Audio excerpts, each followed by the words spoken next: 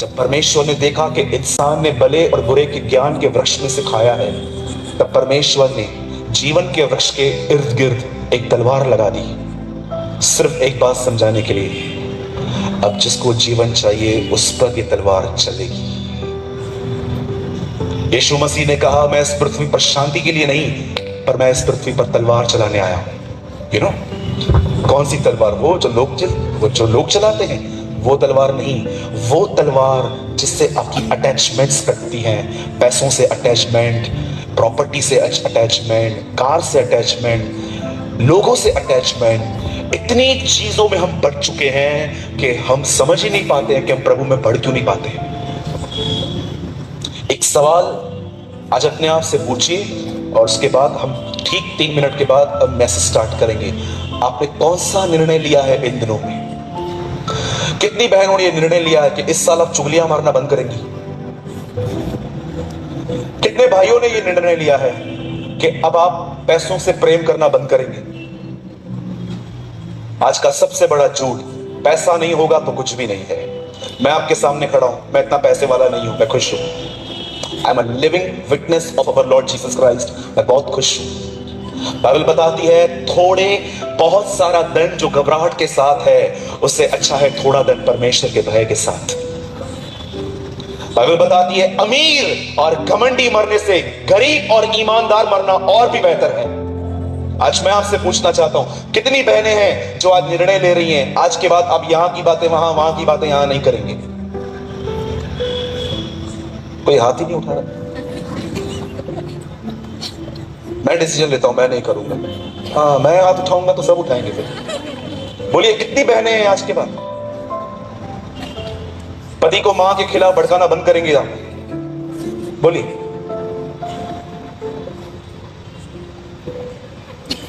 यहां देखिए, यहां देखिए। कितने जवान लोग हैं जो निर्णय ले रहे हैं, आज के बाद लड़कियों को चर्च में लाइन मारना बंद करूंगा।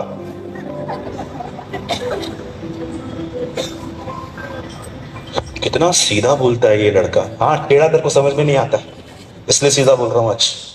बोलिए कितने भाई लोग हैं आज के बाद हर बहन को पूरी पवित्रता से बहन समझेंगे? जो हाथ उठा रहे हैं ब्रदर, आई सैल्यूट यू। जो नहीं उठा रहे हैं, थोड़ी देर रुक जाओ, प्रभु बात करेगा। कितने प्रचारक भाई हैं जो निर्णय ले रहे हैं, अब ऑफरिंग से ज्यादा यीशु मसीह के जीवन के विषय में प्रचार करोगे?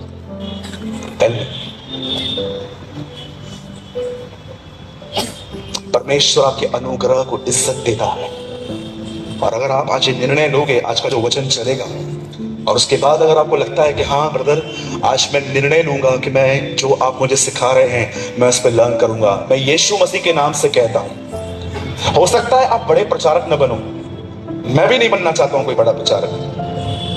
हो सकता है कि आप फेमस नहीं बनो, मैं भी नहीं बनना चाहता हूं फेमस, पर मैं यीशु मसीह के नाम से कहता हूं, अगर आपका संदेश आपने सीरियसली लिया, मैं यीशु के नाम से वादा करता हूं, उसके इस आशीर्वादित वचनों के तौर पे जब भी वो अपने साथ आपको ले जाएगा, आप निर्दोष ठहरोगे उसके सामने। You become a blameless person। वो आपको पहचानेगा, वो आपको जानेगा।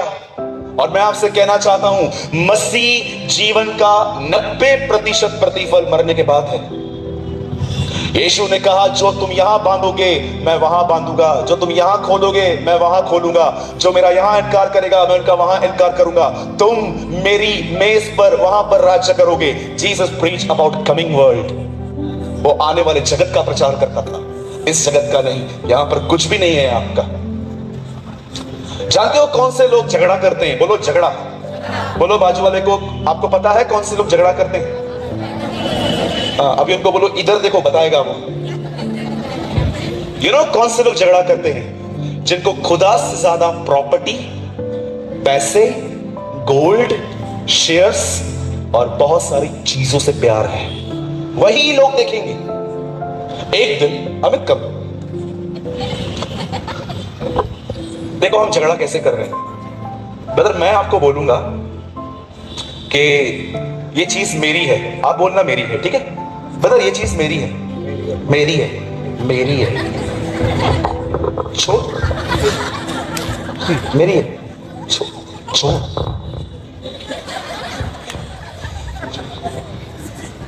मेरी पे झगड़ा होता है ना, और किसमें होता है? अब आप देखो, फिर से कर रहे हैं, मतलब फिर से करो, मतलब ये चीज मेरी है, ठीक है, चलो आपकी खत्म। ये प्रॉपर्टी मेरी है, ये प्रॉपर्टी मेरी है, क्या करेंगे? एक दिन हमारे चर्च में कॉटेज मीटिंग हुई। जिस बहन के घर में मीटिंग हुई, उस बहन ने नेक्स्ट डे मुझे कॉल किया, आगे से हम कॉटेज मीटिंग मेरे घर पे नहीं करेंगे। मैंने बोला क्यों? कल मीटिंग में कुछ बच्चे आए थे, उन्होंने हमारे घर की दीवारों पे कुछ लिख लिया है। कभी कभी आप लोगों की कोई चीज खराब कर दो, वो डिस्टर्ब हो जाते। मेरे घर पे ये सब क्यों? दीवारों की आराधना कब बंद करेंगे हम लोग? अरे क्या हुआ उसने किया तो? और आज की जनरेशन मोबाइल के साथ इतनी अटैच्ड है, इतनी अटैच्ड है। मैं आपको एक सच्चा वाक्य बताता हूं। एक लड़का था, वो सोया हुआ था, उसका नाम रोहन था। उसने मां को बोला, मां सवेरे उठाना, मुझे कॉलेज जाना है। मां ने कहा ठीक है बेटा, मैं उठा लूंगी। सवेरे 6 बजे, रोहन, ए रोहन, हाँ बेटा उठ, 6:45 हो गए हैं, कॉलेज जाना है। हाँ उठ, मैं सोता। 6 बज गए। रोहन, रोहन, हाँ उठ जा बेटा, कॉलेज जाना है। हाँ मैं उठता हूँ। 6:15 बजे। रोहन उठना, क्या कर रहा है तू? पानी गर्म करने के लिए रखा है। अरे मैं उठता हूँ। 6:30 तक नहीं उठ रहा था। तब उसका छोटा भाई आया और माँ को परेशान होते हुए देखा। बोला माँ क्या हुआ? अरे ये उठ नहीं रहा है। उससे बोला माँ मैं 1 मिनट में इसको उठाऊं? बोला मुझसे तो नहीं उठ रहा है, तू उठा के देख। बोलता है माँ आजा, मैं तेरे को भी सिखा देता हूँ उसको कैसे उठाना है। बोला नहीं, बता बता क्या करना है। कान में जाके बोलता है, रोहन सुन, फोन मम्मी के पास है और उसको पासवर्ड पता चल गया है। कुत्ते की तरह उठा।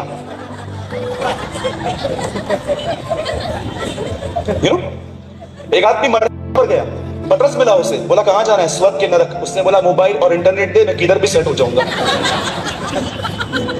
आजकल कुछ लोग आप देखेंगे ना, अपने फोन से इतने ऑक्यूपाइड हैं, हर 5 मिनट में।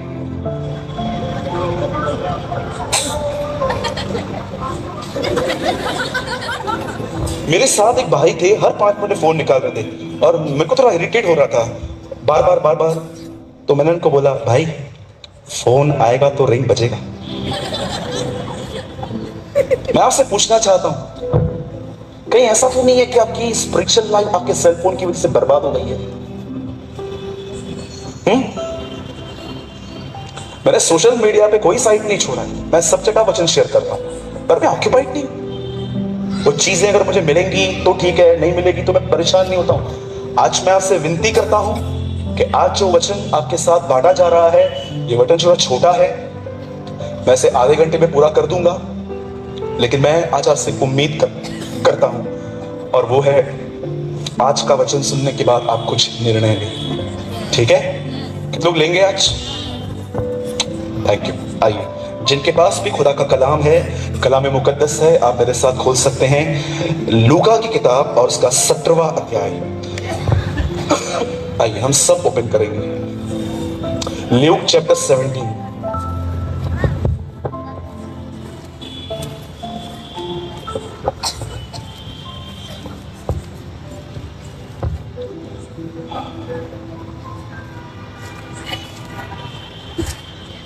अगर आप हिंदी बाइबल लाए हैं तो लूका रचित सुसमाचार, इंग्लिश लाए हैं द गॉस्पेल ऑफ ल्यूक, और अगर आप उर्दू पढ़ते हैं तो लूका की इंजील 17वां अध्याय 17 चैप्टर। और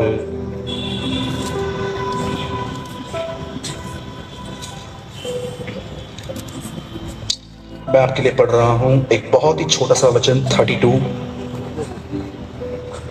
इसमें ऐसा लिखा गया है, लूत की पत्नी को सिमरन रखो। My English Bible says, remember what happened with Lot's wife. कितने लोग के पास बाइबल है? मैं 3 गिनूंगा, आप में से हर व्यक्ति को अपनी बाइबल में ये वचन जोर से पढ़ना है। 1 2 3। 1 2 3। इंग्लिश में ऐसा लिखा गया है, उस चीज को याद रखो जो उसके साथ हुई। और आज मैं थोड़ा सा आपको विस्तार में समझाना चाहता हूं। Listen very carefully. यहां पर यह नहीं लिखा गया है कि एक दिन शैतान सांप के बेस में हवा के पास आया और उसने हवा को डिसीव किया और हवा ने आदम को फल खिलाया। तो यहां पर वचन आता था, हवा को याद रखो जिसने अपने पति को फॉल होने में उसकी मदद की। यहां पर यह नहीं लिखा गया है कि पोतीफर की पत्नी को सिमरण करो जो यूसुफ को जबरदस्ती व्यभिचार में गिराने की कोशिश कर रही थी। बाइबल ऐसा बताती है, एक दिन यूसुफ को एक औरत ने देखा, वो मैरिड वुमेन थी, और बाइबल ऐसा बताती है उसने यूसुफ के हाथ को पकड़ा और कहा, चल मेरे साथ, कम ले on me with on my bed. और वो कहता है, नो, मैं ये नहीं कर सकता। यहां पर ऐसा नहीं लिखा गया है कि पोतीफर की पत्नी को याद करो। यहां पर यह भी नहीं लिखा गया है कि दलीला को याद करो कि कैसे उसने यहोवा के अभिषिक्त शिमशोन को गुनाह में गिराया। आप सभी जानते हैं एक ऐसा व्यक्ति था शिमशोन, was a mighty warrior। एक ऐसा समय था कि वो इतना ताकतवर था कि 1000 लोगों को मारता था, पर एक तरफ वो इतना कमजोर था कि एक लड़की के सामने अपने लूपहोल्स खोलता था। यहां पर यह नहीं लिखा गया है कि शिमशोन की दलीला को याद करो, न यहां पर यह लिखा गया है कि हवा को याद करो, न यहां पर यह लिखा गया है कि पोतीफर की पत्नी को याद करो, और न यहां पर यह लिखा गया है इजबेल को याद करो जिसके कारण एलिया भागा। बाइबल ऐसा बताती है इजबेल प्रभु के लोगों पे जादू टोना करती थी। ऐसा लिखा गया है कि उसने पता नहीं कितने नबियों को मार डाला था, उसने बहुत सारे निर्दोष लोगों को मारा था, और उसने अंत में एलिया को भी एक धमकी दी कि मैं उस तिपस्वी एलिया को मार दूंगी, और लिखा गया है एलिया भागा था। यहां पर यह भी नहीं लिखा गया है कि इजबेल को सिमरण करो। न बाइबल यहां पर यह कहती है हेरोदिया को सिमरण करो कि कैसे उसने यूहन्ना बपतिस्मा दाता की गर्दन कटवाई। ये जितने भी नाम मैंने लिए, ये बाइबल की सारी दुष्ट औरतें थी। ये एक ऐसी औरतें थी जिन्होंने हमेशा परमेश्वर के राज्य को नुकसान पहुंचाया था।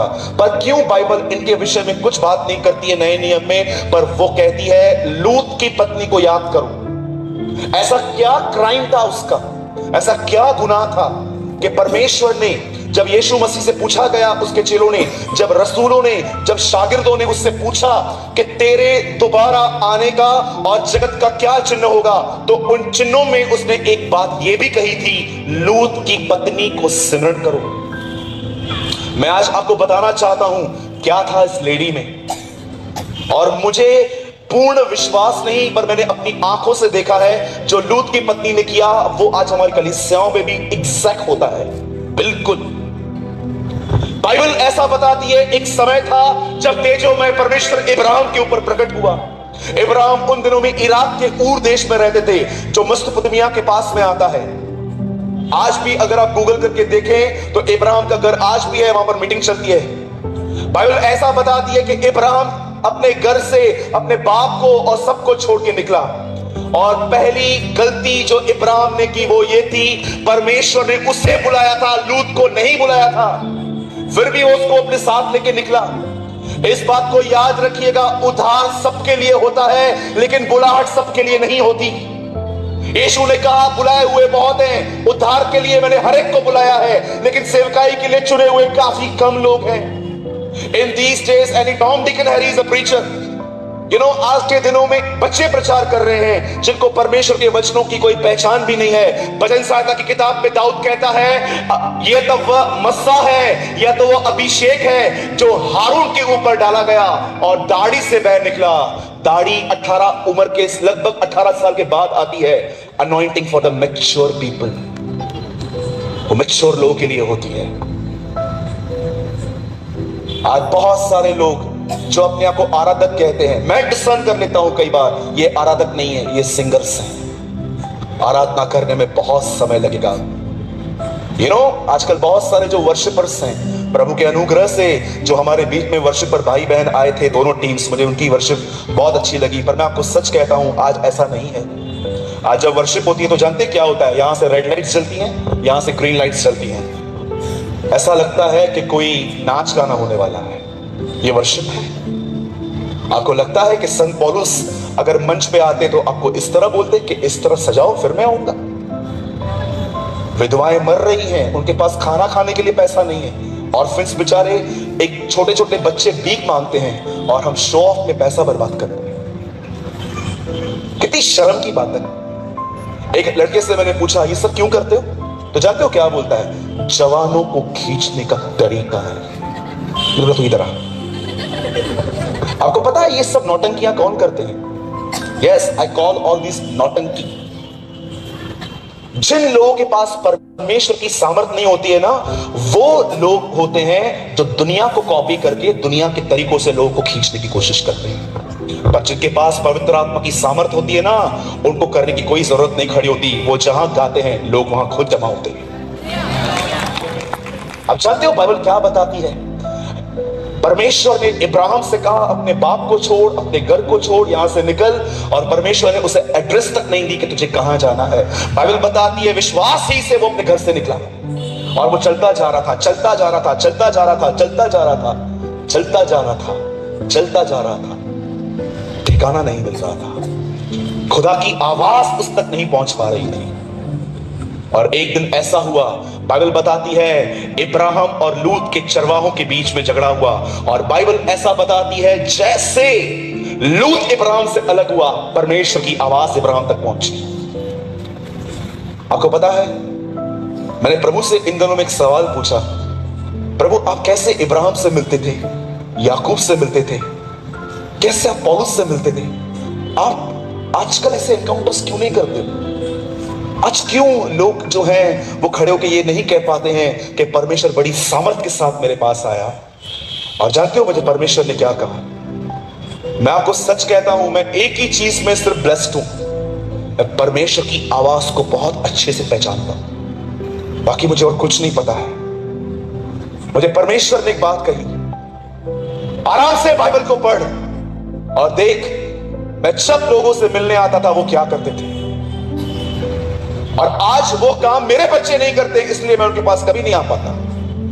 आराम से अपनी वचनों को पढ़ के देखिए, बाइबल ऐसा बताती है जब भी खुदा उनसे मिलने आया वो अकेले थे। 2019 के बिलीवर्स अकेले रहते ही नहीं है, इसलिए खुदा उनसे मिल ही नहीं पाता। हमेशा लोगों के साथ घिरे हुए रहते हैं, कभी सास के साथ बैठेंगे, कभी ननद के साथ बैठेंगे, कभी भाइयों के साथ बैठेंगे। मैं आपसे पूछना चाहता हूं, कब आपने आखिरी बार 6 घंटा किसी कमरे में अकेले बिताया था? 2020 के मसीहों के पास खुदा के लिए कोई समय ही नहीं है। वो अपने सेल फोन में इतने बिजी हो चुके हैं अपने रिलेशंस को मेंटेन करने में, इसको रिप्लाई करना है, ये अपलोड करना है, उसको रिप्लाई करना है। 2020 के मसीह आज अकेले रहते ही नहीं है। कई लोग तो ऐसा है कमरों में जाते हैं, दरवाजा बंद करते हैं, पर यहां दिमाग में 100 लोगों को साथ में लेके जाते हैं और खुदा उनसे मिल ही नहीं पाता। बाइबल का इतिहास रहा है, बाइबल ऐसा बताती है याकूब ने अपनी पत्नियों को और अपने बच्चों को आगे भेजा और वो अकेला रह गया, और लिखा है यहोवा उससे मिलने आया। मैं आपसे एक सवाल पूछना चाहता हूं, यहां पर जितने भी लोग यहां पर बैठे हुए हैं, बाइबल बताती है मैं कलीसिया को इब्राहिम की आशीष दूंगा। गलातियों की किताब में लिखा गया है। आपके हिसाब से बताइए इब्राहिम की ब्लेसिंग क्या है? लालची प्रचारक कहते हैं पैसा। मैं आपको बताना चाहता हूं इब्राहिम की आशीष क्या है, जान लीजिए और उसको अंदर डाल दीजिए। इब्राहिम की आशीष है परमेश्वर और उसकी मुलाकातें। परमेश्वर कलीसिया को यह देना चाहता है, वो अपनी कलीसिया से मिलना चाहता है। पढ़िए आराम से, जब यीशु ने प्रचार करना स्टार्ट किया तो क्या कहा? प्रभु का आत्मा मुझ पर है, उसने मेरा अभिषेक किया है ताकि मैं बंदियों को छुड़ाऊं, अंधों को दृष्टि पाने का, लंगड़ों को चलने का, टूटे हुए दिलों को जोड़ने का। और उसने अंतिम लाइन क्या कही कि वह समय आ गया है कि जब खुदावंद अपने लोगों से मिलेगा। That is a blessing of Ibrahim. जब परमेश्वर देखता है एक ऐसे व्यक्ति को जो अकेला उसके साथ समय बिताता है, परमेश्वर आने वाले समय में आपसे मुलाकात करेगा। और मैं आपको सच कहता हूं, 1000 मीटिंग्स अटेंड करने से उसकी एक मुलाकात बहुत है, बहुत है। बाइबल ऐसा बताती है परमेश्वर ने इब्राहिम को चुना। और इब्राहिम परमेश्वर की आवाज को नहीं सुन पा रहा था, वो जगह जगह घूम रहा था, उसे समझ में नहीं आ रहा था मैं रुकूं आखिर कहां पर, मुझे कोई लीडिंग नहीं मिल रही है। जानते हो क्यों? क्योंकि बुलाहट सिर्फ और सिर्फ इब्राहिम की थी। वो लूत को लेके निकला। आज मैं आपसे पूछना चाहता हूं, अपने मसीह जीवन में कितनी चीजें आप कैरी करके चल रहे हो? अपने आप से पूछिए। अगर आप लोगों की खुशी के लिए ही सारा दिन सोचते हो तो मैं आपको बताना चाहता हूं, आप परमेश्वर को प्रसन्न कभी नहीं कर पाओगे, कभी भी नहीं। यीशु मसीह ने कहा, जिसने मुझे भेजा है उसने मुझे अकेला नहीं छोड़ा है, क्योंकि मैं सर्वदा वही करता हूं जिससे वो प्रसन्न होता है। आज मैं आपसे पूछना चाहता हूं, क्या आप परमेश्वर की खुशी के लिए जी रहे हैं? जैसे बाइबल बताती है इब्राहिम और लूत की प्रॉपर्टी इंक्रीज होने लगी, बड़ी होने लगी। बाइबल ऐसा बताती है उन दोनों के चरवाहों के बीच में झगड़ा हुआ। और जानते हैं इब्राहिम क्या बोलता है? सुन लीजिए प्रॉपर्टी लवर्स, जिनको अपने घर की दीवारों से बहुत प्यार है, जिनको अपनी घड़ियों से बहुत प्यार है, अपनी गाड़ियों से बहुत प्यार है। अब जानते हो इब्राहिम क्या बोलता है? हे बंधु, माय ब्रदर। सोचिए कितनी बड़ी बात है। वो उम्र में उससे कई साल बड़ा था। वो ऐसा कह सकता था मैं अंकल हूं, वो कहता है नहीं मैं तेरा भाई हूं।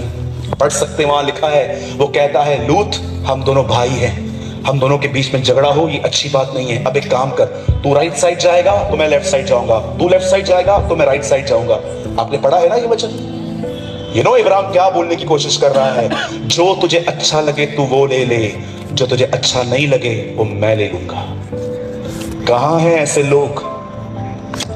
आइए, जितने बड़े बड़े भाई लोग बैठे हैं यहां पर उम्र में, मैं आपसे पूछना चाहता हूं, जो प्रॉपर्टियों की बात पे एक दूसरे से झगड़ा करते हैं, आपने कहा ऐसा?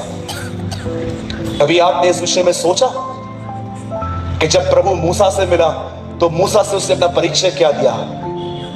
मैं इब्राहिम का परमेश्वर, I am the God of Ibrahim. मैं एक ऐसे व्यक्ति का परमेश्वर हूं जो प्रॉपर्टी से नहीं, जो मुझसे प्रेम करता था। मैं आपसे पूछना चाहता हूं, क्या पहचान बनाई है आपने खुदा की उसके अंदर? सुन, तू दाएं जाए तो मैं बाएं जाऊंगा, तू बाएं जाए तो मैं दाएं जाऊंगा। इब्राहिम उसको यह कहने की कोशिश कर रहा था, जो अच्छा लगता है ले ले, जो तुझे पसंद ना हो वो मैं ले लूंगा। और बाइबल ऐसा बताती है, एक तरफ बंजर जमीन थी, ने बोला मैं इस तरफ जाऊंगा, जा। लेकिन लूत जानता ही नहीं था उस ग्रीनरी में एक ऐसा शहर था जहां पर लड़कियां लड़कियों के साथ और लड़के लड़कों के साथ में विचार करते थे। गे रिलेशन, लेस्बियन रिलेशनशिप थे वहां। और वो उस नगर में रहने के लिए चला गया और इब्राहिम एक बंजर जमीन में रह गया। और परमेश्वर इब्राहिम से कहते हैं, देख जहां तक तेरी नजर जाती है वहां तक देख, यही वो देश है जो मैं तेरे वंश को दूंगा। और जानते हैं एक दिन क्या हुआ? लूत जिस नगर में गया उस नगर का नाम था सदोम और अमोरा। यह हजकल की किताब में ऐसा लिखा गया है, जब इजराइल के लोग गुनाह करते थे तो परमेश्वर उन्हें कहता है तू अपनी बहन सदोम की तरह बन गया है। एक समय ऐसा भी था जब परमेश्वर ने इजराइल को यह कहा था कि तू अपनी बहन सदोम और अमोरा की तरह बन गया है, व्यभिचारी। आज मैं आपसे एक बात पूछता हूं, स्पेशली जवान भाइयों और बहनों से, बुरा मत मानिएगा, लेकिन आज अपने जीवन को परखो। मैं आपको एक चौंकाने वाली बात बताना चाहता हूं, यीशु मसीह को स्वर्ग में किसी के अपराध क्षमा करने का हक नहीं है। शौक हो गए ना सुन के? इन वचनों में लिखा गया है, एक आदमी था, वो लकवे का मारा हुआ था, उसे ऊपर से नीचे उतारा गया। जब यीशु मसीह वहां पर खड़ा था, यीशु उसको कहता है, हे मेरे बेटे, तेरे पाप क्षमा हुए, उठ और चल फिर। फरीसी लोग वहां पर खड़े होकर कहते हैं, तू कौन है जो पाप क्षमा करता है? और यीशु कहता है, सुन लो, मनुष्य के पुत्र को पृथ्वी पर पाप क्षमा करने का अधिकार है, स्वर्ग में नहीं। एक आदमी अगर मर गया, वो ऊपर चला गया, उसे खुदा भी माफ नहीं करेगा। जिसको माफी चाहिए उसको इधर ही मिलेगी। नरक में क्या है सबसे बुरी बात? हेल हेल क्यों दर्शाया गया है, क्यों बाइबल नरक को कहती है नरक? आप जानते हो नरक है क्या? नरक के अंदर सबसे बुरी बात आग नहीं है।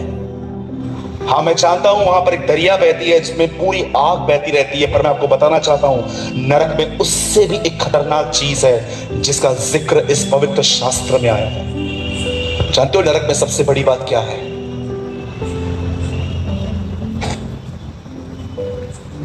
नरक में परमेश्वर की उपस्थिति नहीं है। No presence of God. एक इंसान अगर वहां चला जाए और वो वहां से कितनी भी माफिया मांगे, उसकी कोई पुकार परमेश्वर तक नहीं पहुंचती। इसलिए उसे हेल कहा गया है।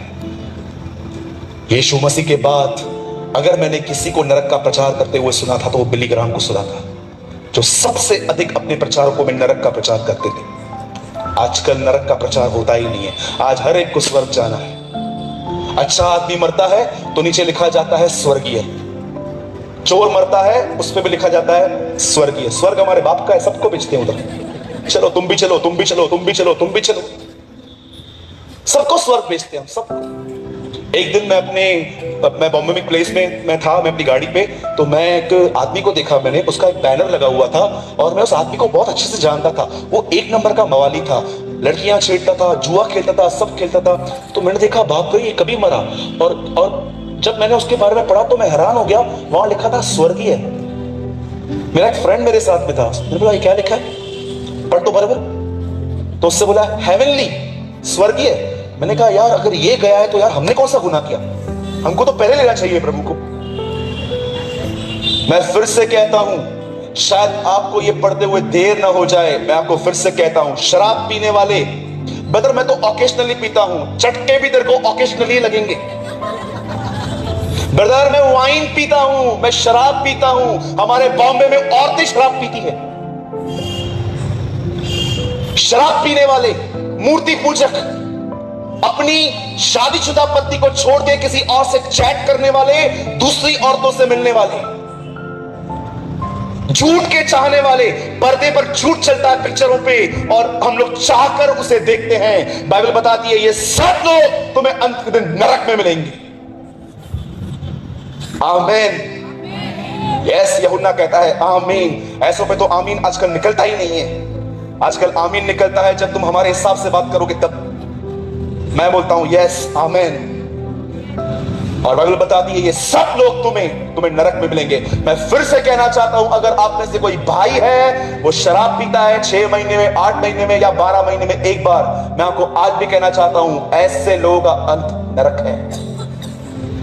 कुछ लोग कहते हैं हम पी के थोड़ी गिर रहे हैं। उस दिन बोलना, उस दिन खुदा तुम्हें कहेगा ठीक है मैं भी तेरे को कभी कभी डालूंगा उधर। मुझे समझ में नहीं आ रहा आपको हंस क्यों रहे हैं। सच में मुझे समझ में नहीं आ रहा आपको हंसी किस बात पे आ रही है।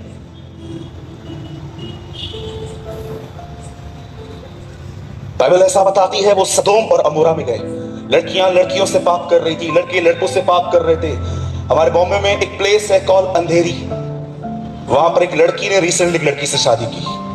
उसकी फैमिली ने उसको पकड़ के मारा, पीटा, मत कर, क्या कर रही है, तेरा वंश कैसे बढ़ेगा, ओ शट अप।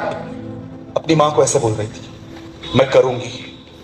आप सोचिए इंसान इतना गिर चुका है। ये तो एक लॉफुल सेक्स होता है हस्बैंड और वाइफ के बीच में, आज ये हो गया है। अरे एब्रॉड में तो लोग जानवरों के साथ पाप करते। सोचो इंसान आज जानवरों की लेवल पे आ चुका है। कितनी शर्म की बात। मैं आपसे पूछना चाहता हूं, जितने जवान भाई और बहनें बैठे हैं, मैं पूरे आदर, मैं आपका आदर करता हूं। आज मैं गुस्से की नहीं, मैं आपको प्रेम से आपको मैं एक बात पूछना चाहता हूं, क्या आपकी लाइफ प्योर है? आइए मैं आपसे पूछता हूं, आर यू प्योर?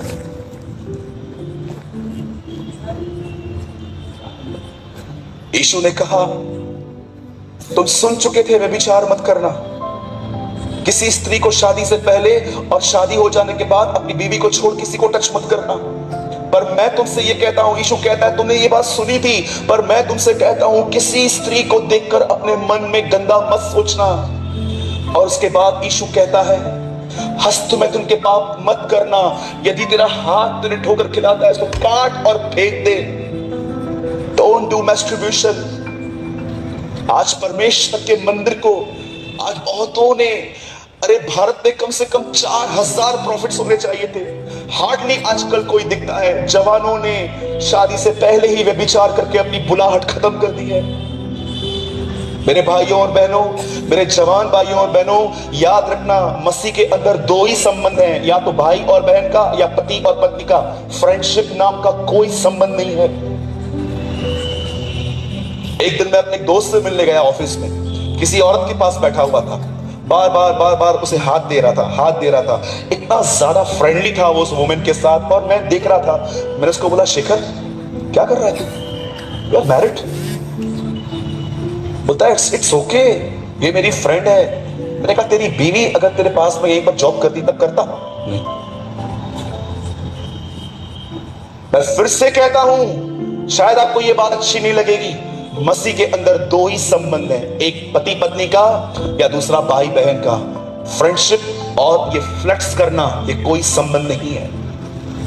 आपको कोई इतना खुलेआम नहीं बताएगा, पर आज मैं बता के जा रहा हूं, शायद आप आज दोस्तों व्यभिचार पे गिरने में 1 मिनट नहीं लगेगा। इंग्लिश में एक कहावत है, so many bad things start with good intentions. बहुत सारी बुरी चीजें अच्छे तरीकों से भी शुरू हो जाती हैं। आप जानते हो बाइबल क्या बताती है? सदोम और अमोरा एक ऐसा ही देश था, वो वहां पर रहने के लिए लग गया, और एक दिन परमेश्वर ने देखा कि जब इस नगर की बुराई इतनी ऊपर हो गई है, इतनी बढ़ गई है कि अगर मैंने इस नगर को नाश नहीं किया तो इनमें से निकलने वाली जो जनरेशन है वो इतना गुनाह करेगी कि हो सकता है कि आने वाले थिंग्स में लोग भीतरी कपड़े पहनना भी बंद कर देंगे, वो पूरी तरह से नंगे घूमेंगे। और परमेश्वर ने डिसाइड किया कि वो उस नगर को नाश करेगा। पर परमेश्वर ने एक व्यक्ति को देखा वहां पर जिसका नाम लूत था, जो इब्राहिम का भांजा था, और परमेश्वर ने ये बात इब्राहिम पे प्रकट की कि मैं उस नगर को नाश करने वाला हूं। इब्राहिम ने प्रार्थना करना शुरू की, प्रभु अगर वहां पर 50 लोग होंगे तो क्या तू उस देश को नाश करेगा? प्रभु ने बोला, नहीं करूंगा। 40 होंगे तो नहीं करूंगा, 30 होंगे तो नहीं करूंगा। और आखिर में परमेश्वर ने उसकी विनती सुनी। आप में से कितने लोग ये बात जानते हैं, सदोम और अमोरा को नाश करने से पहले प्रभु ने इब्राहिम पे प्रकट किया था, और संसार को नाश करने से पहले यह चीज परमेश्वर ने कलीसिया पे प्रकट की है। एक दिन आएगा जब मेरा बेटा वापस आएगा, तब मरे हुए और जीवितों का वो न्याय करेगा, और ये बात उसने हम पे प्रकट की है ताकि हम इनके समान काम न करें। आप जानते हो बाइबल क्या बताती है? उसके बाद एक समय आया, 3 स्वर्गदूत नीचे उतरे। मैं ये विश्वास करता हूं, एक जिब्राइल और एक मिकाईल और तीसरा प्रभु यीशु मसीह है। और ये तीनों इब्राहिम से बात करते करते एक लेफ्ट हो गया, वापस अपने सिंहासन पर चला गया, और 2 लोग सदोम और अमोरा में एंटर हो गए। लूत वहां पर बैठा हुआ था, और वो लूत को कहते हैं, लूत निकल यहां से, बिल्कुल देर मत करना, यहां से बाहर निकल। लूत पूछता है, क्यों? बोलते कुछ मत पूछ, यहां से निकल, यहोवा का क्रोध है इस नगर पे। आप में से कितने लोग इस बात को जानते हैं? यीशु मसीह ने एक व्यक्ति को अंधापन दूर करके उसे कहा, इस गांव में प्रवेश मत करना, क्योंकि वो जानता था उस गांव में ऐसे लोग थे जो बगैर पश्चाताप के जिंदगी जी रहे थे। मैं आपको बताना चाहता हूं, यीशु मसीह जानता था कि अगर इस व्यक्ति को वापस गांव में जाना पड़ा, ये आदमी वापस पाप करेगा, वापस अंधा हो जाएगा। यीशु उसको इनडायरेक्ट शब्द में ये कह रहा था, यहां पर मत जा, क्योंकि यहां पर ऐसे लोग रहते हैं जहां पर पश्चाताप नहीं होता। मैं यीशु के नाम से कहता हूं, अगर आपकी कलीसिया पश्चाताप प्रचार नहीं करती तो उस कलीसिया में जाना गुनाह है। अगर आपकी कलीसिया आपको पश्चाताप करने के पीछे नहीं सिखाती, अगर आपकी कलीसिया आपको यीशु के पीछे चलना नहीं सिखाती, तो आप एक ऐसी कलीसिया में है जो एक गलत कलीसिया है। यीशु जानता था उस नगर के लोगों ने पश्चाताप नहीं किया है। उसने कहा, हाय बैतसैदा, हाय खुराजीन, जो काम तुम में किए गए यदि कहीं और किए गए होते तो वहां के लोग मन फिरा ले। और वहां से यीशु ने एक आदमी को निकाला, उसका अंधापन ठीक किया, और उसको कहता है, यहां मत जाना, क्योंकि ये वो लोग हैं देखा है पर उन्होंने पश्चाताप नहीं किया है, तू यहां पर की तरह हो जाएगा। मैं आज आपसे पूछना चाहता हूं, are you in right church? मैं every Sunday Jesus is life पे खड़े होकर लोगों को यीशु के पीछे चलने का टारगेट देता हूं। मैं उन्हें चैलेंज करता हूं यीशु की तरह बनो। आज बहुत सारे जो लोग हैं वो इस बारे में जानते ही नहीं है। यू नो इस पवित्र शास्त्र की आखिरी आज्ञा क्या है? मेरे लोगों, बेबीलोन से बाहर निकलो, निकलो उन मरी हुई कलीसियाओं से बाहर और उन लोगों के साथ संगति करो जो खुदा के साथ चलते हैं, जो खुदा के पीछे चलते हैं। निकलो अब मरी हुई डिनोमिनेशन से बाहर। डेड और ड्राई रिलीजन कहती है बाइबल उन्हें। Yes, dead and dry religion, एक मरा और सड़ा हुआ धर्म। उस कलीसिया में जाओ जहां पर उसके पुत्र के जीवन का प्रचार होता है, जहां पर आपको यीशु की तरह बनने के लिए टीचिंग दी जाती है। क्या होगा सबसे अगर मैं ऐसा बोलूंगा तो? कुछ लोग बकबक करेंगे, इसको क्यों बुलाते हो? Who cares? कौन फिक्र करता है वापस आने की? मैं आपको खुश करने के लिए नहीं आया हूं, मैं सच्चाई बोलने आया हूं। ग्रहण करो, आपकी मर्जी, नहीं करो, आपकी मर्जी। जो सत्य है वो सत्य है। आपको क्या लगता है यीशु मसीह को इसलिए क्रूस पे चढ़ाया गया क्योंकि उसने 5000 लोगों को खाना खिलाया था, दुष्ट आत्मा निकाली थी, बीमारों को चंगा किया था? जानते हो वो लोग क्या बोलते हैं उसको पकड़ के? ये इंसान सबत के दिन को, हमारी रीतियों को नहीं मानता, इसीलिए उसे मारा गया। आज कहां भी जाओ सब लोग कहते हैं जो प्रचार करना है कर लो, don't touch our traditions. Oh, I will touch, but I will touch. कहां लिखा है? मुझे एक जगह बताओ बाइबल में कहां लिखा है मरियम की पूजा करनी है? Show me in one place. कहां लिखा है about hosiery? Tell me, show me, मैं भी फॉलो करूंगा। मैं डिनाई नहीं करता कि मैरी एक गॉडली वुमेन नहीं थी। यस, मैं मानता हूं कि वो भी एक गॉडली वुमेन थी। वही गॉडली वुमेन लूका की किताब में कहती है, मेरा प्राण मेरे उद्धारकर्ता की बड़ाई करता है। एक पापी ही उसे उद्धारकर्ता कहता है, पापों से छुड़ाने वाला। मरियम खुद बताती है मैं गुनहगार हूं, लेकिन रोमन कैथोलिक भाई बहन उसकी आराधना करते हैं, उसकी मूर्तियां रखते हैं। कहां लिखा है? कहां लिखा है? मार्टिन लूथर ने उनसे पूछा था 500 साल पहले, कहां लिखा है ये सब? इंडिजेंस के नाम पे जब वो दंगा करते थे कलीसियाओं में खड़े होके, वो उनसे पूछता है कहां लिखा है ये सब? वो कहते हैं मरियम ने एक विनती की थी, याईर, मरियम ने एक विनती की थी उससे और यीशु ने उसकी सुनी। मार्टिन लूथर ने कहा फिर एक काम करो, यीशु ने याईर की विनती सुनाई, उसको भी मानो। फिर मजाक बना के रख दिया। कभी कभी यू नो लोग हमसे हम लोग को लिए क्या बोलते हैं पता है? बाहर बोलते हैं ये लोग इतने भटे हुए हैं, समझ में ही नहीं आता है कि यीशु पर विश्वास करके जाए कहां?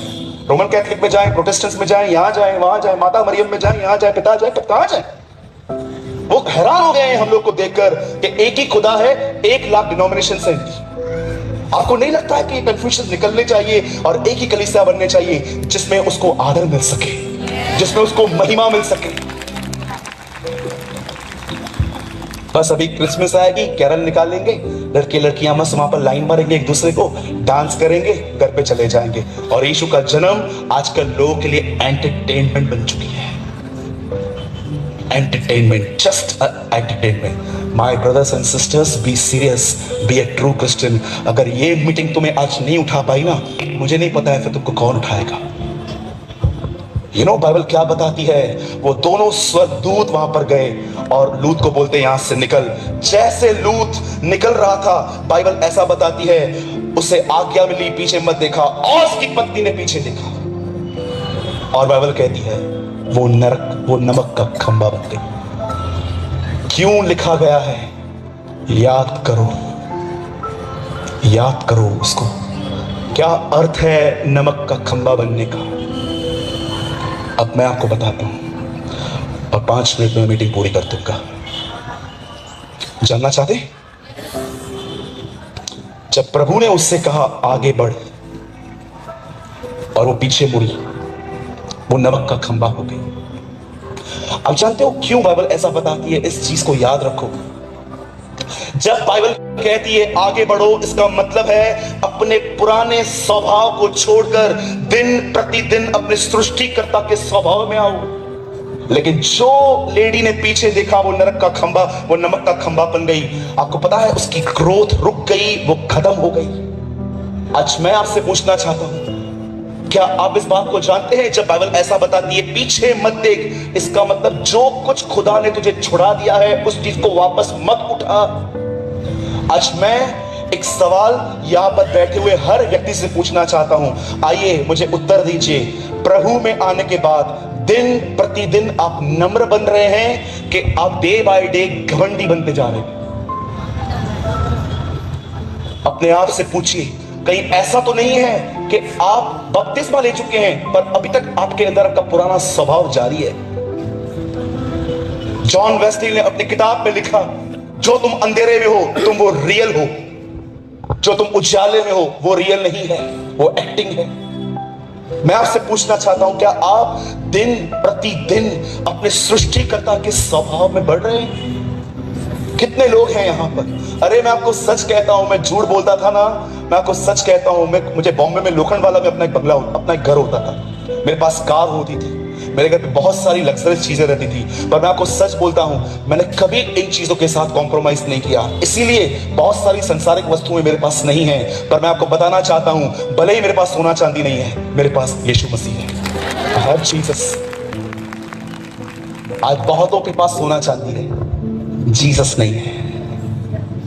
सब कुछ है, मैंने अपने बच्चे के लिए LIC भरी है, मैंने अपने बच्चे के लिए ये किया है, बहुत अच्छी बात है, प्रेज द लॉर्ड। बाइबल भी कहती है फ्यूचर प्लान करो, पर मैं आपसे एक सवाल पूछना चाहता हूं, कहीं ऐसा तो नहीं है कि आपका जो भरोसा है वो पैसों पर है?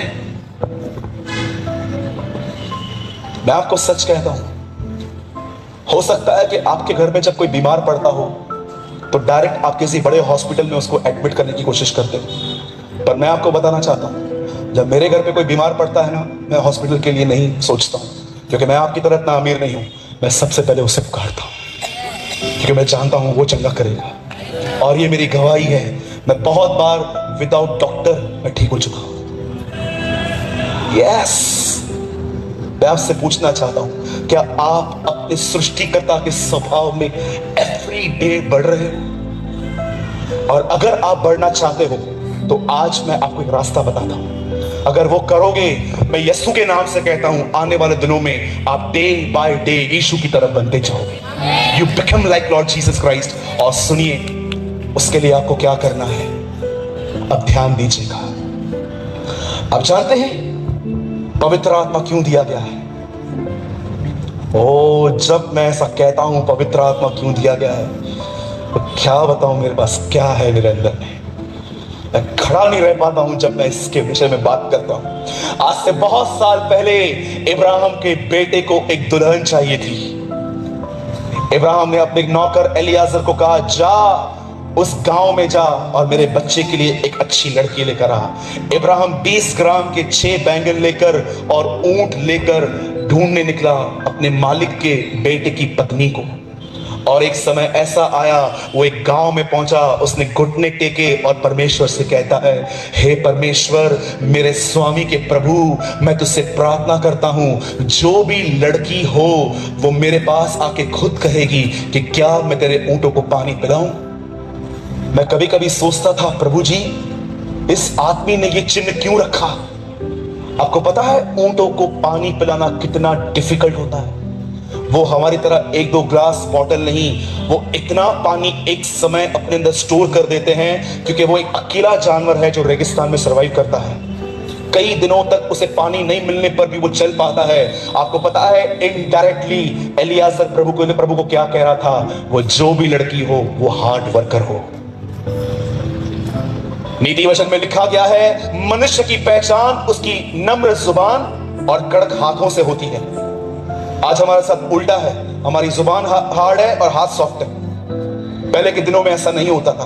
पहले के दिनों में लोगों के हाथ कड़क होते थे, जुबान सॉफ्ट होती थी। आज लोगों की जुबान कड़क हो गई है, हाथ सॉफ्ट हो गए, सब हाथ में मिलता है उन्हें। मैं आपसे पूछना चाहता हूं, यहां पर कितने लोग हैं अपने घर में अपना काम खुद करते हैं? ऐसा लिखा गया है, मुर्दों में से जी उठने के बाद जब पतरस यीशु की कब्र पे गया तो वहां पर लिखा गया है, हमने क्या देखा? यीशु का अंगोछा लपेटा हुआ पड़ा था। कितनी अजीब बात है ना। समझिए ये कब्र का दरवाजा है, पतरस अंदर आया और पतरस ने देखा यीशु मसीह कहां भी नहीं है, पर उसे एक कपड़ा मिला जो लपेटा हुआ पड़ा था। लिखा है ये कपड़ा यीशु के सर से बंधा हुआ था। लेकिन जैसे यीशु ने कपड़ा उतारा और जब पतरस आता है तो क्या कहता है, मैंने उस कपड़े को लपेटा हुआ देखा। कितनी बड़ी बात है ना। मुर्दों में से जिंदा होने के बाद भी उसे पता था मुझे अपना काम खुद करना है। What a God of discipline। आज हम लोग कभी कभी घर में आते हैं, जूते नहाते हैं, वो सब वहीं पर पड़ा रहता है। क्यों? मेरी पत्नी करेगी। क्यों? वो तुम्हारी नौकर है। तुम्हारे हाथ में क्या मेहंदी लगी हुई है? तो मतलब तू क्या कहना चाहता है, सब मैं करूं? किया तो फिर क्या हुआ? बहुत सारे भाई लोग हैं ना, ऐसा समझते हैं घर पे लड़की नहीं नौकरानी लेकर आए हैं। जैसे एक दिन उनका काम करके दिखाओ, पता चलेगा आपको। आप जानते हो एलियाजर ने उससे क्या मांगा? मुझे एक ऐसी लड़की देना मेरे मालिक के बेटे के लिए जो मेरे ऊंटों को पानी पिलाए। और बाइबल ऐसा बताती है, दोपहर का समय था, रिबेका अपनी सहेलियों के साथ वहां पर आई थी। मैं ये विश्वास करता हूं वहां पर एक स्वर्गदूत खड़ा था जो दिखाई नहीं दे रहा था, क्योंकि बाइबल बताती है 90% प्रभु की इच्छा वही पूरी करते हैं, इंसान तो खाली 10% पूरी करता है। मैं ये बिलीव करता हूं जब सब लड़कियां वहां पर आ रही थी, वहां पर एक स्वर्गदूत खड़ा था, उसने हर एक को रोक दिया, सिर्फ रिबेका आ गया। बाइबल क्या बताती है, वो लड़कियां आ रही थी पर कुएं तक सिर्फ रिबेका पहुंची। और जैसे रिबेका वहां पहुंची, वो एलियाजर को कहती है, हे मेरे प्रभु, क्या मैं तेरे ऊंटों का पानी पिलाऊं? बोलता है, वो हैरान हो गया। उसने उसको बैंगल डाले उसके हाथ में, पर वो कहती है, रुक, पहले तुझे मेरे पिताजी से बात करनी पड़ेगी। वो आज की जनरेशन की तरह नहीं थी, सब कुछ करने के बाद माँ बाप को बताएगी। She is a girl of customs. वो जानती थी कुछ रिवाज हैं जिसमें बड़े लोग बीच में बात करते हैं। और वहां से लड़की लेकर एलियाजर उस ऊंट पे, जिस ऊंट को उसने पानी पिलाया था, उन ऊंटों पे वो उसको लेके जा रहा था अपने स्वामी के घर में। आप में से कितने लोग इस बात को जानते हैं, जैसे इब्राहिम को अपने बेटे के लिए एक दुल्हन चाहिए थी, इसलिए उसने एलियाजर को भेजा, वैसे ही परमेश्वर को अपने बेटे के लिए दुल्हन चाहिए, इसलिए उसने पवित्र आत्मा कलीसिया पे भेजा है। मैं आपको बताना चाहता हूं, यदि आप में से कोई भी ऐसा व्यक्ति है जो अपने सृष्टिकर्ता के स्वभाव में चलना चाहता है, धीम, नम्र, pure, gentle, Holi, blameless, long suffering, जो पवित्र आत्मा से परिपूर्ण होके, मैं आपको बताना चाहता हूं एक ही रास्ता है अपने परमेश्वर के स्वभाव में चलने का। मैं आपको बताना चाहता हूं एक ही रास्ता है, पवित्र आत्मा से परिपूर्ण हो जाओ। वो पवित्र आत्मा ही है जो आपके जीवन को बदल सकता है। बड़े दुख के साथ मैं आपको कहना चाहता हूं, पुराने नियम में लोग यहोवा परमेश्वर को नहीं जानते थे। जब ट्रिनिटी का पहला पर्सन इस पृथ्वी पर था, लोगों ने उसे नहीं पहचाना। जब पहला पर्सन ऊपर चला गया, दूसरा पर्सन जीसस आया, लोगों ने उसे भी नहीं जाना। और जब वो ऊपर चला गया, आज उसका थर्ड पर्सन हमारे बीच में है, लोग उसे भी नहीं जानते। मैं आपसे पूछना चाहता हूं, कितने लोग हैं जो प्रभु के सामने आंसू बहाते हैं, फास्टिंग करते हैं और कहते हैं, प्रभु मेरे गुस्से की वजह से मेरे बहुत सारे संबंध खराब हुए हैं, मुझे इस गुस्से पर विक्ट्री दे। पवित्र आत्मा के लिए लिखा गया है, वो एक सहायक है, वो एक मददगार है, वो मदद करता है हम सबकी, हमारे पुराने स्वभाव से निकलकर हमें वो यीशु के स्वभाव में लेके जाता है। और जानते हो वो किन्हें भरता है? वो किन्हें अपने आप से भरता है? मैंने कल भी कहा था, मैं आज भी कहता हूं, जब परमेश्वर को इस सृष्टि को बनाना था, जब उसको पेड़ पौधे बनाने थे, उसने पृथ्वी से बात की थी, हे पृथ्वी तुझ में से फल उठे। जब उसे मछलियां बनानी थी तो उसने समुद्र से बात की थी, हे समुद्र तुझ में से मछलियां निकले।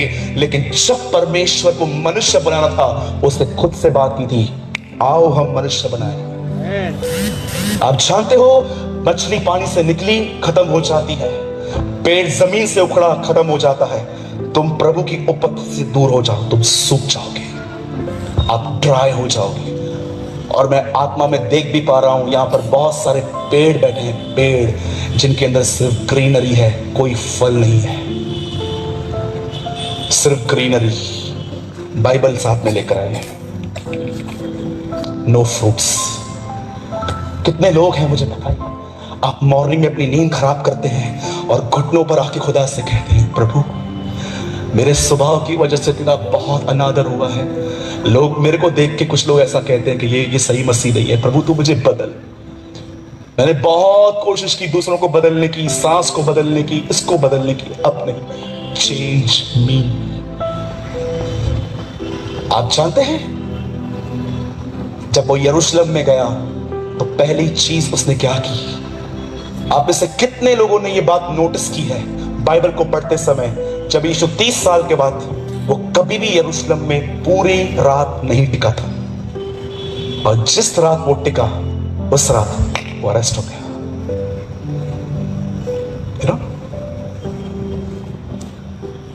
एक रात, एक दिन था, वो यरूशलेम में गया, और जानते उसने क्या किया? पहली चीज उसे पेड़ को श्राप दिया। उसके बाद वो मंदिर में गया, और मंदिर में जो भी लोग दान दशमांश का धंधा कर रहे थे उन सबको उसने उठाया और सबको बाहर निकाला। पहले पहले किसको निकाला? जो लोग कबूतर बेच रहे थे। कबूतर किसका प्रतीक है? पवित्र आत्मा का। ऑयल किसका प्रतीक है? पवित्र आत्मा का, अभिषेक का। उन दिनों में कबूतर बिकते थे, आज ऑयल बिकता है। 3 रुपए की डब्बी 300 में बेचते हैं, ढोंगी कहीं की। 1 रुपया मत दिया करो इनको, दे आर हिपोक्रेट्स। गरीब को तो इससे अच्छा। मैं अपनी कलीसिया में हमेशा कहता हूं, अगर तुम्हारे हाथ में ऑफरिंग है और तुम कलीसिया की तरफ आ रहे हो प्रभु के भवन में डालने के लिए, और तुम किसी को ऐसे को देख रहे हो जो भूखा नंगा बैठा है, 1 रुपया चर्च में मत लाना, पहले उसको खिलाओ, बाद में देख लेंगे।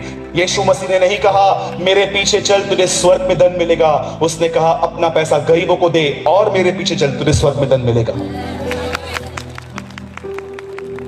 बाइबल कहती है, मैं नहीं। मैं आपसे पूछना चाहता हूं, कितने लोग हैं यहां पर पवित्र आत्मा से भरने के लिए कीमत चुकाते हैं? कैथरीन कुलमैन, एक परमेश्वर की महान दासी, अपने प्रचार में कहती है, इससे पहले कि मैं यीशु का प्रचार करूं, उससे पहले मैं 1000 बार मरती हूं। फिर से कहूं, एक परमेश्वर की दासी 19वीं सदी में अपनी किताब में लिखती है, इससे पहले कि मैं यीशु के लिए कुछ बात करूं, उससे पहले मैं 1000 बार मरती हूं। मेरे भाइयों और बहनों, इस बात को याद रखना, अगर तुम चाहते हो कि तुम्हारे अंदर यीशु दिखे तो तुम्हें मरना होगा।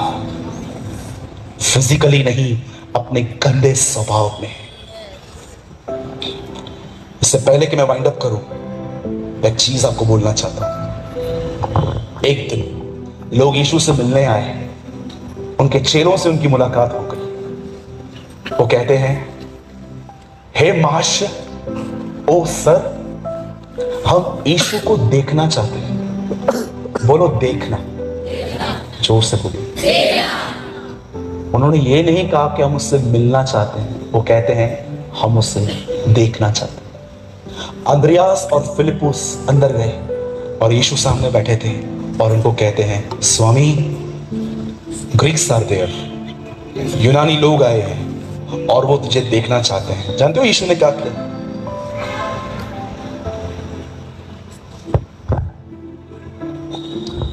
ऐसा लिखा है, उसने अपने हाथ में एक बीज लिया और कहा, जब तक ये बीज मेरे हाथ में है ये कभी फल नहीं ला सकता, लेकिन अगर ये जमीन पे पड़े और मर जाए तो ये फल लाएगा। सवाल पूछा गया है, वो तुझे देखना चाहते हैं। उत्तर आ रहा है, अगर ये मरेगा नहीं तो उस पर फल नहीं आएंगे। सवाल क्या है, जवाब क्या है? सालों तक स्टडी करने के बाद मुझे पता चला इस सवाल का यही जवाब। यीशु को वो लोग कहते हैं वो तुझे देखना चाहते हैं। यीशु कहता है वो देखना चाहते हैं ना, ये करो, वो तुम्हारे अंदर मुझे देख लेंगे। अगर तुम जमीन पे पड़ के मरना नहीं सीखोगे, लोगों को कभी मैं नहीं दिखाई दूंगा। लेकिन यदि कोई जमीन पे गिर के मर जाए, वो मुझे तुम्हारे अंदर देख लेगा। कितने लोग चाहते हैं कि यीशु आप में दिखे? मरना सीखो। जानते हो शुरुआत कैसे करनी है? आज के बाद घर में कोई भी बुरा भला कहे, चुपचाप सुन लो। जब आपको कोई सताए, जब आपके हाथ में अच्छी सैलरी आती है, तो आप बोलते हो ना, खुदा आपका शुक्र है कि आपने मुझे सैलरी दी, थैंक यू। जब कोई आपको सताए, तब परमेश्वर से ये कहो, मैं आपका शुक्र करता हूं क्योंकि आप इस बंदे के द्वारा मुझे तोड़ रहे हैं। कहेंगे? जो नहीं मरे हुए हैं वो दूसरों को मारते हैं आजकल, है ना? अगर अपने सृष्टिकर्ता के स्वभाव में, अपने स्वभाव में नहीं, 70 80 साल के बुढ़े लोग मैंने देखे हैं, मरने से पहले ऐसा कहते हैं, ये जो मेरा बेटा खड़ा है ना, इसको प्रॉपर्टी का 1 रुपया मत देना, उसने मुझे पानी का गिलास भी नहीं पिलाया था कभी। मरने से पहले भी उनका ये स्वभाव रहता है। सोचो, हाउ आर यू? एक सवाल पूछ के मैं खत्म कर रहा हूं, कैसे हैं आप? How are you? कहीं ऐसा तो नहीं है बपतिस्मा भी ले लिया है, स्वभाव पुराना ही है, टीवी भी देखते हो, पिक्चर पे भी जाते हो, जुआ भी खेलते हो, गुटखा भी खाते हो, सिगरेट भी पीते हो, चुगलियां भी मारते हो, निंदा भी करते हो, झूठ भी बोलते हो, पास्टर की बुराई भी करते हो। सोचो, stop all this, be serious. बोलो अपने बाजू वाले को, दूसरों का नहीं अपना जीवन देखो। बोलो बोलो बाजू वाले को, सुनेगा नहीं फिर भी बोलो, हमें दूसरों का जीवन नहीं खुद का देखो।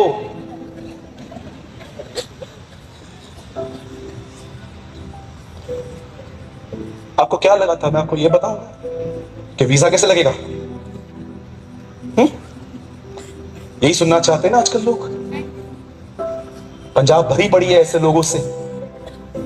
मैं होशियारपुर में था, एक आदमी ने 2000 का नोट मेरे पॉकेट में डाल के मुझे कहा, पास्टर जी भविष्यवाणी तो कर दो। मैंने कहा क्या भविष्यवाणी करूं? कनाडा जाना है, वीजा लगेगा कि नहीं लगेगा? मैंने उसको बोला तू औरंगाबाद के भी आगे नहीं जाएगा कभी। ऐसे विचार रखते, प्रोफेसी ऐसे होती है। और आजकल लोगों को जानते हैं प्रोफेसी कैसे चाहिए? बोलो मेरे हिसाब से। मैं आपको एक एक्टिंग करके दिखाता हूं। अमित कम, ये सत्य घटना है, मेरी कलीसिया में हुई है। ये एक लड़की आई थी हमारे कलीसिया में, आके मुझे बोलती है, सूरज भाई। मैंने बोला हाँ बेटा बोल। मेरे लिए प्रार्थना करो। मैंने बोला क्या प्रार्थना करूं? मेरे लिए प्रार्थना करो, मेरा एक बॉयफ्रेंड है, वो प्रभु में नहीं है, वो प्रभु में आ जाए तो मैं उससे शादी कर लूं। मैंने कहा ठीक है, फिलहाल तो वो तुझे अपने पास लेके गया है, इधर आ। और मैंने उसके लिए प्रार्थना ऐसे की, स्वर्गीय पिता, मैं दुआ करता हूं यीशु मसीह के नाम से, मैं प्रार्थना करता हूं, मैं तुझे ये नहीं कहता प्रभु कि उसको ये बच्चा लड़का मिले, मैं प्रार्थना करता हूं तेरी मर्जी पूरी हो। और जब मैंने ऐसे कहा तेरी मर्जी पूरी हो, आंखें खुल गई। बोलती है नहीं नहीं प्रार्थना करो कि वो मिले। मैंने कहा ये प्रार्थना मैं नहीं करता। गालियां दे रही थी अंदर ही अंदर। उसके बाद वो दिनेश के पास गई, दिनेश को बोलती है आप प्रार्थना करोगे मेरे लिए? और दिनेश को एक्चुअली इतनी डिसर्निंग नहीं थी उन दोनों में कि ये लड़की कौन है। वो आके बोलती है इसको, दिनेश भाई आप मेरे लिए प्रार्थना करोगे? दिनेश ने बोला हाँ बताओ बहन, बताओ बताओ, मैं प्रार्थना करूंगा। और उसको बोलती है मेरा एक बॉयफ्रेंड है, वो प्रभु में नहीं है, आप प्रार्थना करो वो प्रभु में आए तो मैं शादी करूं। दिनेश हाँ हाँ क्यों नहीं। और दिनेश बोलता है प्रभु मैं दुआ करता हूं मेरी प्यारी बहन के लिए, तू इसे मनचाहा वर दे दे, मैं दुआ करता हूं। और अंदर ऐसे करती है। और उसके बाद दिनेश को जानते क्या बोलती है? आप ही मेरे pastor, you are my pastor. Bible बताती है अंत के दिनों में लोग अपना प्रचारक खुद ढूंढेंगे। आज मैं आपसे पूछना चाहता हूं, किसको अपना प्रचारक मानते हो? वो जो आपके हिसाब से बात करता है कि वो जो आपके हिसाब से बिल्कुल बात नहीं करता? यीशु मसीह ने एक दिन क्या किया, मुझे बहुत मजा आता है इसको पढ़ते हुए। यहूदियों से मिलके वो उनको कहता है तो मुझे क्यों नहीं एक्सेप्ट करते? वो कहते हैं तू गलत है, हमारा पिता इब्राहिम है। यीशु कहता है यदि तुम्हारा पिता इब्राहिम होता तो तुम मुझे जान लेते, क्योंकि इब्राहिम ने मुझ पर विश्वास किया था। उसके बाद कहते हैं नहीं नहीं नहीं नहीं, फिर अपना बाप बदल देते हैं और फिर कहते हैं नहीं नहीं नहीं नहीं, परमेश्वर हमारा पिता है। यीशु कहता है यदि परमेश्वर तुम्हारा पिता है तो तुम मुझे जान लेते, क्योंकि मैं परमेश्वर से निकल कर तुम्हारे पास आया हूं। उसके बाद यीशु उनको कहता है, मैं तुम्हें बताता हूं तुम्हारा बाप कौन है। उसके बाद यीशु कहता है, तुम्हारा बाप शैतान है, क्योंकि तुम उसकी बातों को सुनते हो। किधर है ऐसे लोग जो इस तरह सच्चाई बोले? एक व्यक्ति हो सकता है उसने विश्वास किया है, बपतिस्मा लिया है, पर वो अब तक अपने बाप शैतान के स्वभाव में चलता है। मैंने अपनी आंखों से देखे ऐसे लोग। वैश्या प्रभु में आने के बाद वैश्यावृत्ति बंद कर देती है, पर कई सारे विश्वासी प्रभु में आने के बाद पहले की जिंदगी नहीं छोड़ते। कभी आपने इस विषय में पढ़ा? आई एम सो सॉरी, मैं बहनों की प्रेजेंस में ये वर्ड्स यूज कर रहा हूं। क्या कभी आपने बाइबल को पढ़ा और उसमें आपने देखा उन 10 औरतों को कुंवारी कहा गया था, वर्जिन्स? पर कितने लोगों ने आराम से प्रकाशित वाक्य पढ़ा है? आप में से कितने लोगों ने पढ़ा है इन्हीं कुंवारियों को प्रकाशित वाक्य में वैश्या कहा गया, हार्लट्स? कुंवारी वैश्या कैसे बन गई? कितनी बड़ी बात है। यीशु मसीह जिस कलीसियाओं को बचाने के लिए आया, अंत में वही प्रभु यीशु मसीह उन कलीसियाओं को वैश्या कहता है। बोलता है इनके काम प्रोस्टिट्यूट के हैं। मैं आपको जाने से पहले एक आखिरी बात बताना चाहता हूं। ये मेरे हाथ में जो पवित्र शास्त्र है, मेरे बाइबल में 1732 पेज हैं, 1100 से अधिक अध्याय हैं। मैं इस बाइबल को 45 से अधिक बार पढ़ चुका हूं। मैं आपको यीशु के नाम में एक आखिरी बात कहता हूं। मैं जब भी इस बाइबल को पढ़ता हूं, मुझे इस बाइबल में हर पेज एक ही बात कहता है, अच्छा जिंदगी जी, पवित्र बन, क्योंकि वो पवित्र है। लेकिन मैं आपको बताना चाहता हूं, इस बाइबल का अंतिम पेज प्रकाशित वाक्य 22वां अध्याय नहीं कहता है कि तुम पवित्र बनो। वहां पर लिखा है अब जो पाप करता है वो पाप करता रहे, जो पॉर्न वीडियोस देखता है वो और देखे, जो बुराइयां करता है वो और करे। कभी आपने सोचा है कि पवित्र शास्त्र की अंत इस तरह क्यों होती है? ऐसा क्यों लिखा है? जो मलिन है वो मलिन बना रहे, जो अपवित्र है वो अपवित्र बना रहे। और क्यों बाइबल का अंत इस प्रकार होता है? परमेश्वर समझाना चाहता है, मैंने इंसान को बनाया, इंसान ने गुनाह किया, उसको समझाने के लिए नबी भेजे, उनकी नहीं सुनी। उसके बाद याजक भेजे, उनकी नहीं सुनी। उसके बाद मैंने लोग भेजे, उनकी नहीं सुनी। अंत में मैंने अपना बेटा भेजा, उसकी भी नहीं सुनते हैं। वो उनके लिए मारा गया, गाड़ा गया, जी उठा, वो उसकी भी नहीं सुनते हैं। ये सब बातें जानने के बाद जब आप बाइबल के अंत में आओगे और उसके बाद प्रभु आपसे पूछता है, क्या तू अब भी अपना जीवन वैसे ही जीना चाहता है? Yes Lord. मैं इस वचन को जब पढ़ रहा था, मैं जब पढ़ता था, मैं हैरान हो गया, ये क्या लिखा है? जो अपवित्र है वो अपवित्र बना रहे। मैं सोच रहा था, यूहन्ना आपने इस किताब को सुना, आपने प्रभु से ठीक से सुना? यस सर, मैंने ठीक से सुना। क्या आप बिलीव कर सकते हैं? बाइबल का अंतिम पेज कहता है, जिसको पाप करना है करो, जिसको पॉर्न वीडियो देखना है देखो, जितनों को मैरिज होने के बाद भी अफेयर रखना है रखो। बाइबल का अंतिम पेज कहता है। लेकिन याद रखना, ये अंत नहीं है। उसके बाद लिखा गया है, हर एक के कामों के अनुसार प्रतिफल देने के लिए उसके पास फल है। You know, indirectly Prabhu last page पे क्या कहता है? सब जानने के बाद भी अपनी जिंदगी खुद जीना चाहते हो, गो टू हेल, जो करना करो। आप जानते हैं न्याय के दिन, ओ जीसस, न्याय के दिन, मैं फिर से कहता हूं, न्याय के दिन वही लोग बुद्धिमान ठहरेंगे प्रभु की नजर में, जो इस पृथ्वी पर यीशु की तरह जिंदगी जीते थे। न्याय के दिन परमेश्वर के सामने वही लोग, परमेश्वर उनको ही कहेगा, ये बुद्धिमान आदमी है, क्योंकि ये पृथ्वी पर मेरी तरह जीवन जीता था।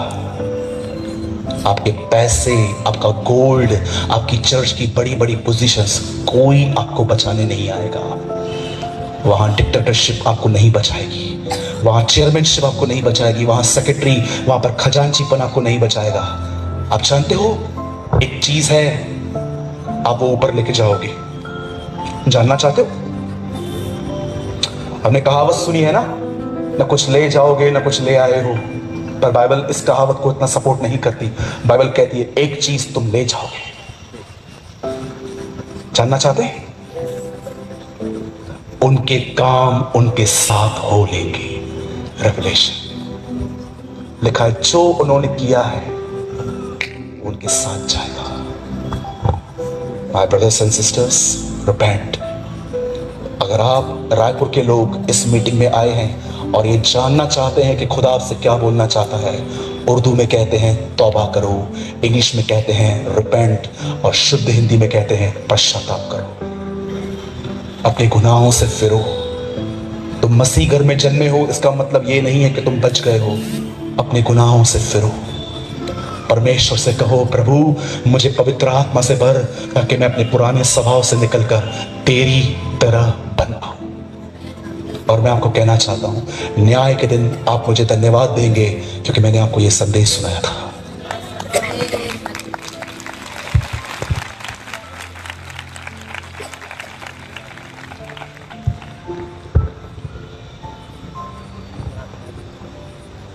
आइए हम अपनी जगहों पे खड़े हो जाएं। और मैं भाई जो आराधना कर रहे थे, मैं चाहता हूं आप ऊपर आइए।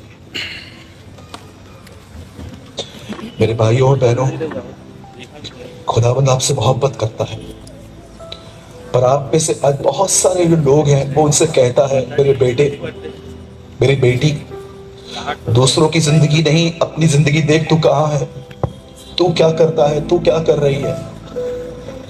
मेरे भाइयों और बहनों, मैं अपनी आत्मा में आप में से बहुत लोगों को देख पा रहा हूं, और मेरा दिल टूट रहा है इस बात को देख करके। आप में से बहुत सारे लोग एक्टिंग करते हैं, उनके जिंदगियों में कोई खास बदलाव नहीं है, लेकिन आप सिर्फ एक्टिंग करते हैं अपने पास्टर के सामने। आप बहुत अच्छे से जानते हो कि आप कौन हो। आप मसीह की तरह नहीं बन रहे हो, आप सिर्फ एक एक्टिंग भरी जिंदगी जी रहे हो। आज परमेश्वर आपको कहता है, क्या जितना तू लोगों को दिखाता है तू पवित्र है, क्या तू उतना पवित्र है? तू मुझ में रहकर भी अपने पुराने स्वभाव में चलता है। जवान लड़कियों को फ्रेंड रिक्वेस्ट भेजता है, व्यभिचार करता है। तेरे मन के अंदर बहुत गंदी गंदी वासनाएं चलती हैं। कुछ लोगों के पैसे लेकर तूने उनको वापस नहीं किया है। यदि आज आप में से यहां पर कोई भी है जिसको ऐसा महसूस हो रहा है कि ब्रदर, मैंने बपतिस्मा ले लिया है, लेकिन मैं अपने पुराने स्वभाव में ही हूं। लूत की पत्नी की तरह मुझे आगे चलने के लिए कहा गया था, लेकिन मैं फिर से पीछे देखना शुरू कर देता हूं। अपनी जगहों को छोड़ के आगे आइए। मैं आपके लिए दुआ करूंगा कि परमेश्वर आपके बंधनों को तोड़े। अगर आपको यह महसूस हो रहा है आज कि हाँ, यह वचन मेरे लिए था, I am just doing acting brother, मैं सिर्फ एक कलाकार बन चुका हूं, मैं सिर्फ अपने बिहेवियर को मॉडिफाई करता हूं कि मैं बदल चुका हूं, पर आज भी मेरे अंदर जो मेरा स्वभाव है वो मुझे पता है। I am just a corrupt person. Leave your place, come here. मैं विनती करता हूं, किसी को देखकर मत आइए, पर अगर आपको लगता है कि हाँ, ये मैं हूं जिसके विषय में आप बात कर रहे थे, मुझे नहीं पता है खुदा कब मुझे वापस यहां भेजेगा, लेकिन आज उसने मुझे सिर्फ आपके लिए यहां भेजा है। मेरा एक प्रोग्राम कैंसिल हुआ था यहां के लिए, क्योंकि ये उसकी मर्जी थी कि ये कलाम आप लोग सुन पाए। आज एक भाई ने नहीं, आज एक भविष्यवक्ता की आत्मा ने आपसे बात की है। मैं नहीं कहता हूं कि मैं एक प्रॉफिट हूं, मैं नहीं कहता हूं कि मैं एक प्रॉफिट हूं, मैं एक भविष्यवक्ता हूं, लेकिन आज मैं इतना जरूर कह सकता हूं कि मेरे ऊपर एक भविष्यवक्ता की आत्मा आई थी। अगर आपको आज ये महसूस होता है कि आप प्रभु में हैं, पर प्रभु आप में नहीं दिखता, अपनी जगहें छोड़ के आगे आइए। हम आज उसे पुकारेंगे, मैं आपके साथ पुकारूंगा, क्योंकि मैं अपने आप को भी जानता हूं कि मेरे अंदर मेरा स्वभाव क्या है। मत सोचिए कि आप कौन सी पोजीशन पर हैं। अगर आप आगे आ गए तो लोग आपको देख के क्या कहेंगे। अपनी पोजीशन से प्यार मत कीजिए।